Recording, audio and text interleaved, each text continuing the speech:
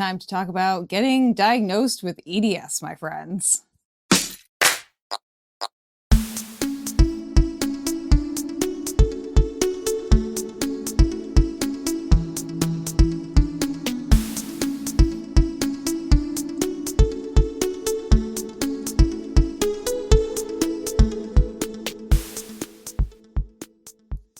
Hello, and welcome back to Runnah, your favorite local running community. I'm Juliana, and here we are, back for another episode of our BENDY series, where we are talking about what it's like and resources for being a runner with EDS and or hypermobility. I will address the elephant in the room. I am wearing makeup today. I'm doing a photo shoot tomorrow as of recording this, and I had to test out my abilities to put makeup on my face because I haven't worn makeup in like 6 or 7 months. So I think it came out okay. Comment below if you think Juliana's okay at putting makeup on her own face, you know? That being said, welcome in, my friends. Before we get started on the episode, do not forget to subscribe to the channel so that way you can be part of your favorite local running community every week here on Runnah, and hopefully discover some more resources for you as a hypermobile/EDS runner out there in the world. So subscribe. It's free. Yeah. Woo! Plus then you can see Juliana do shitty makeup on her face. It's a great time. Friends, we are talking about the letter D in our BENDY series today. And the D stands for doctors and diagnosis. And what we are going to do today is I'm going to talk about my diagnosis process with like realizing and getting diagnosed with EDS.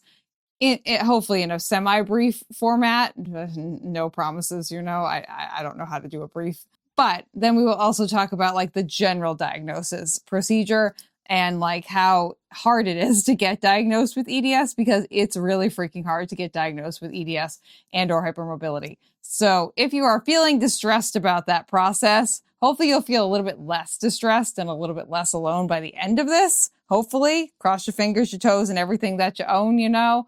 Let's get started with my Ehlers-Danlos/EDS diagnosis story. So it kind of starts where everyone's story does at birth. You know, like any kind of condition you have that's a chronic illness, you have it since you're born. Usually there's some kind of event that kind of kicks that chronic illness into high gear. And this can happen at any point during your life, like as a kid, as an adult, whatever age you are, this can happen to you. For me, this was, I think, this kind of tattoo infection that I got almost exactly a year ago in June of 2025, because it's 2026 right now. And that event kind of just spurred me into what I believe was a mast cell activation kind of challenge, shall we say, for the next like 9 months, which was not ideal.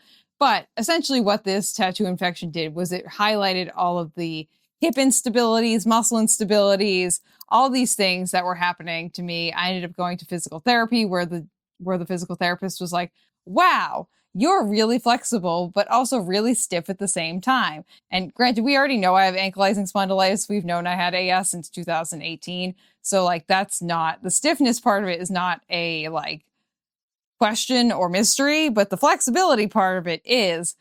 That plus a lot of other things that were going on, including my hypermobile colon and all these other like unexplainable pains and aches and issues with my hips falling out of place and all these other things pretty much put me in the zone where I had a friend who had EDS and I was like, Jenna, does this sound like EDS to you? And she was like, girl, that sounds like EDS. I was like, shit, man.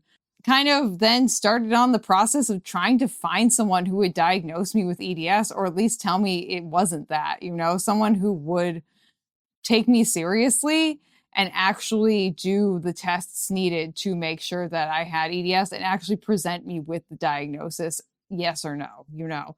And this took a long time. Like I thought I had EDS probably almost exactly a year ago. Actually, it was a little before that, when I was seeing that physical therapist. Because again, I've had the chronic issues with my hips for a very long time and no one's been able to explain it except for the fact that it is dysplasia, but they can't explain why there's so much pain and why things are constantly popping in and out and things like that.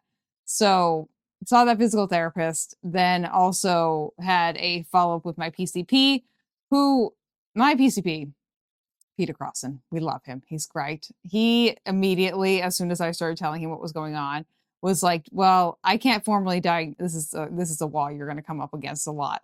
I can't formally diagnose you with EDS because it's not my specialty and I'm not like that well versed in it, but it sounds like you have EDS and you have all the symptoms of EDS. So we're going to treat you as if you have EDS. Like, God bless Peter Crossan. Like, just being like, yep, Juliana, I believe you. And that's literally half the freaking battle, man. It's just getting some doctors who are like, yep, I believe what you're going through is like true and you're not lying to me and I'm not going to gaslight you and I'm going to take you seriously and provide you with any of the resources that I can. Granted, like, Dr. Crossan doesn't have that many resources to pull from, and I've actually in turn given him a lot of resources to work with since my discovery of like being diagnosed with EDS, but it was very kind of him to just be like, yep, we're going to treat you as if you have EDS. I was like, great.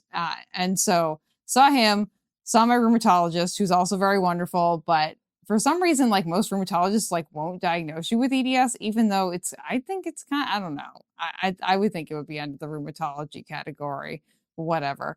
So he was like, well, I can't run those genetic blood tests on you. I can't really formally diagnose you. And so then I'm just sent back into the ether, which then spurred into January, which if you've been here for a long enough time, I had like 15 fucking doctor's appointments with like all these different specialists and all these things in January, mostly because I tried to make appointments throughout all of 2025 and they all kicked me into January because that's when they were booking. So it all just kind of worked out like that. But saw like a bunch of different hip people, a bunch of different like joint specialty people, a bunch of different, like, I saw the neurologist, I was still seeing PT in Falmouth at that point. Just like everyone under the sun. I saw everyone under the sun and all of them were, and I was presenting spaghetti leg to them too. And all of them were like, we don't know what's going on, Juliana. And also they were saying, we will not diagnose you with EDS, Juliana. Which is really fucking frustrating because a bunch of them were like, oh, it sounds like you have EDS, but like they were not like specialists in that, which there's not a fucking specialist for EDS. That's half the problem. There's not like an EDS doctor. Like, I have one doctor now, which I'll mention in a minute, who is managing my like hypermobility and stuff, but like she's not like an EDS specialist, quote unquote. But I mean, she kind of is, but like, it's not on her credentials, more or less. But that being said, made it through January. And then in February, I finally had an appointment with my lovely Dr. Laura Elson, who I now have her managing my like hypermobility and my EDS. And she got recommended to me by someone I had met throughout this whole process who also has EDS and was like, Juliana, this is a great idea to go see this person. She is managing all my hypermobility needs. And I was like, great. No one else has been able to diagnose me or help me with any of these things. So I'm going to go to her. And at the same time, I went to see Trish Megan down in Rhode Island in Warwick, and she's a physical therapist who can't formally diagnose me with EDS, but only works with EDS and hypermobile clients, and like pretty much like clocked me like immediately. I was like, yeah, you got this, girl. And then I was able to see Dr. Elson after I saw the physical therapist, and they both independently said the same things, and Dr. Elson diagnosed me with EDS. So it took almost exactly a full year of me like acknowledging that I probably had EDS to the point where I actually got the diagnosis. But I'm also 33 right now. And it took me like 32 and a half years to get to a point where like I had the knowledge that I had EDS and had the diagnosis. So yeah. And I mean, that's not uncommon. That's not uncommon at all. I know I'm not living like a unique storyline when it comes to getting an EDS diagnosis, except for the fact that I'm fucking relentless when it comes to me finding the people to help me. I will not stop. I will not fucking stop. I am like very kind in how I approach my healthcare providers. I actually was talking to one of the insurance people at Boston Medical at BMC this morning about one of my medications that we're going through an appeal process for. But I was talking to her and she was like, I was like, thank you so much. I know your job is like thankless and you do all the hard grunt work and you have a job that I would never want. I appreciate your hard work. She's like, oh, I don't mind doing it for you. You're one of the kind patients that actually like thanks me and is very nice to me. I don't mind having you on the phone. Like this is the energy that Juliana likes to put out. Like if I need something, I'm going to be like really nice to you because I worked in healthcare and I know that if you are nice to me, I'm more likely to do nice things for you. So like this is the energy we try to put out into the world, you know. But that being said, on average, like the EDS diagnosis delay is like 10 to 15 years usually from the onset of symptoms, which is fucking crazy. Like that's crazy.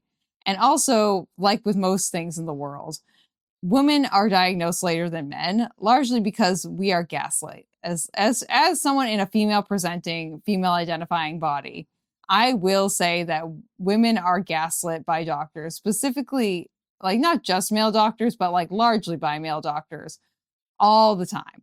It happens all the time. And especially if you have a rare condition that has like a lot of different symptoms that on paper look like they should be seen by a bunch of different specialists and also like don't seem 100% connected. And the provider who you're speaking with isn't EDS knowledgeable and is also a doctor and has the ego the size of the entire planet. They're probably going to gaslight you. And you're probably going to have to walk away and be like, it's okay. It's fine. They don't actually know me. And like, I know what symptoms I'm dealing with, and my symptoms and my body are valid, even though this asshat decided that they were going to gaslight me. And it's just hard. It's hard having to go into so many appointments. I mean, again, like I did like 15 appointments in January and like none of them were helpful. And a ton of people gaslit me at these appointments. And I left a bunch of them crying because I was just so upset by what they told me or how they treated me. And like my poor Uncle Paul was taking me to all these appointments. God bless that man's soul. And like he saw me cry in the car too many times because I was just so upset by these people treating me with no level of respect and just gaslighting me. And I know that's not a unique storyline either. I know that that happens to so many people. So if you are one of those people who's out there who's like, yeah, Juliana, like I'd love to get an EDS diagnosis, but freaking like no one is taking me seriously. You're not alone. You just got to keep it moving. You got to keep it moving. Like shed those doctors who don't like want to treat you kindly. I understand that there are certain people who are like, well, Juliana, this is the only doctor in my area, virtual, you know, find someone else. There has to be someone else. Like, I refuse to believe that there's only one doctor in your area that's going to treat you for this. And like, there has to be someone else. There's no way. Like, you have to be able to find someone else. And if you want me to help you with that research, you just shoot me an email. Okay. Okay. runnahpod@gmail.com. Okay, great. Getting diagnosed. So, I mean, the best process of getting diagnosed would be one to start with your PCP and also make sure you're bringing notes with you. Make sure in whatever doctor's appointment you're going to, you're bringing notes with you. I know, especially for me as like an ADHD human, like I forget what I want to say. And so if you can bring notes with you, and what I've also started to do is my chart message my doctor the notes for our meeting / appointment the night before. So that way, when they show up, they have the option of being like, oh yeah, Juliana told me what the agenda is already. So that way they know, I have the notes, and just like make notes of your symptoms because you might forget something when you're in the moment. Like make a note of all your symptoms and bring them in and be vocal. Let them know like, hey, these are my symptoms. This is what's going on. I need help with X, Y, and Z, and be like as forward and as explicit as possible, which I know is hard, but like you can do it. I know that you can. And like I said, start with your PCP. If you need referrals from there, like ask for referrals. Be like, I'd like to see a cardiologist. I'd like to see a rheumatologist. I'd like to see a sports physician. I mean, the people that I found who have been the most knowledgeable so far, and my doctor, Dr. Elson, is included on this in this category. She's a sports physician, and they seem to be the best with like people who have EDS. So like, if you haven't pursued a sports physician, it might be a good move as well too. And just like feel empowered to just like find a new person. Don't feel like you have to stick with someone if they're being an asshole and they're not treating you kindly. So just keep it moving, keep it grooving, you know? And don't forget to seek a second opinion. If someone tells you something that you don't agree with and you feel like in your soul and in your heart that is not going to help you, then just find someone else. Find someone else. Having a doctor is like having a good romantic relationship, you know? There has to be communication and mutual respect both ways. If there's not, you're doing it wrong. You're doing it wrong. keep moving, keep it moving, keep it grooving, you know? Now, one might ask, Juliana, how are you feeling after you got your diagnosis? And the big answer is relieved, happy, and ready to feel like I have control over my life again. And for some people, they're like, oh, I don't want the diagnosis because that tells me what it is. Here's the thing, friends. Those symptoms and those issues are going to exist in your body, whether you label them or not. And for me, I would much rather label the issues and know what I'm dealing with than to not label them and just be like, well, I'm just going to throw shit at the wall and see if it helps, you know, with no actual direction to head in. If you can identify the problem, you can address the problem. And that's how I feel about having my EDS diagnosis. And I feel like, honestly, like I was so happy. And like, I know a lot of chronic illness peeps out there. If you're listening to this, you'll identify with it too. When they find something on your chart, when you go and you get lab work and you get workups and you get all these things and and you have all these symptoms and they just keep coming back normal. That's not even a word anymore. Normal. It gets really freaking frustrating. It gets like honestly, genuinely, I was like so happy when, not like because of the pain or anything, when I had my foot break back in December, when like I got the MRI back, when it said foot fracture, because I had a cut and clear diagnosis with physical evidence as to what it was. And I didn't have to keep being like, well, no one knows what it is and no one will take me seriously. It was like, no, I have a foot fracture. And that was it. It was so nice to just have a cut and clear diagnosis of just like, yep, foot fracture. Instead of being like, well, this is bothering me today. And like, I think it's EDS and like, could be my AS. Like, okay, instead of living in that murky gray zone for a minute, I got to live in the black and white. And that was so nice. And that's how I feel about having an EDS diagnosis. As I was like, okay, for once I have like a black and white. It's not like 100% black and white, but like I have a black and white diagnosis of like, this is what's going on, Juliana. And now that I know what's going on, I can address it, which is great. You know, we've had like 4 or 5 months of like EDS specific PT and I've done great so far. Like my life, like quality of life has greatly improved. My running has greatly improved, you know, I'm going to go to the gym in a little bit and it's going to be helping me out. You know, it's a nice time, but having that diagnosis is a joy. And it's something that I hope all of you get to experience with a kind doctor and a kind provider. And diagnosis isn't the end of the story. It's just the beginning. This is like your brand new lease on life, my friends, when you can figure out what's going on and you can actually address it. Welcome to a new world. Welcome to a new world. And I understand the ticket to that new world is not cheap or easy to obtain, but I know that you can find it. I know that you can find some doctors who will help you out. And I know that you are not alone because you've got me. You're never alone. And that's something I like to tell myself too, is like, we're never alone, Juliana. There's always someone else out there who's going through the same thing as you. No matter how weird and niche it sounds like it is, there has to be someone else who's been through a very similar, if not the same situation, who would identify with you and has figured out a way to get through that situation.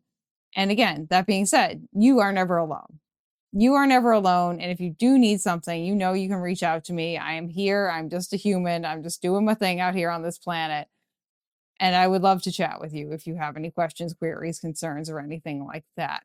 That's the deal. That's the spiel today, my friends. Don't forget to subscribe to the channel. If you've been here the entire time, thank you so much for watching. Subscribe so that way you can come back and hear the end of the Bendy series, which is why. Why?